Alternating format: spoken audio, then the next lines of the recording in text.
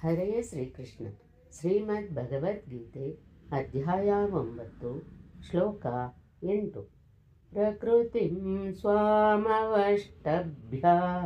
ವಿಸೃಜಾಮಿ ಪುನಃ ಪುನಃ ಭೂತಗ್ರಾಮಮಿಮಂ ಕೃತ್ಸ್ನಂ ಅವಶಂ ಪ್ರಕೃತೇರ್ವಶಾತ್.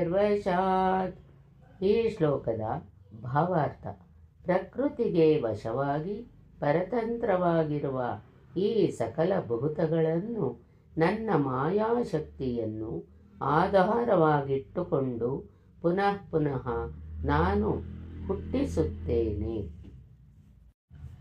ತನ್ನ ಪ್ರಕೃತಿ ಅರ್ಥಾತ್ ಮಹಾಪುರುಷನ ಇರುವಿಕೆಯನ್ನೊಪ್ಪಿ ಪ್ರಕೃತೇರ್ವಶಾತ್ ತಮ್ಮ ತಮ್ಮ ಸ್ವಭಾವಕ್ಕಂಟದ ಪ್ರಕೃತಿಯ ಗುಣಗಳಿಂದ ಪರವಶನಾಗಿ ಈ ಸಮಸ್ತ ಸಚರಾಚರ ಭೂತ ಸಮುದಾಯವನ್ನು ನಾನು ಮತ್ತೆ ಮತ್ತೆ ವಿಸೃಜಾಮಿ, ವಿಶೇಷವಾದ ಸೃಜನೆ ಅಂದರೆ ವಿಶೇಷವಾಗಿ ಸಜ್ಜುಗೊಳಿಸುವೆ.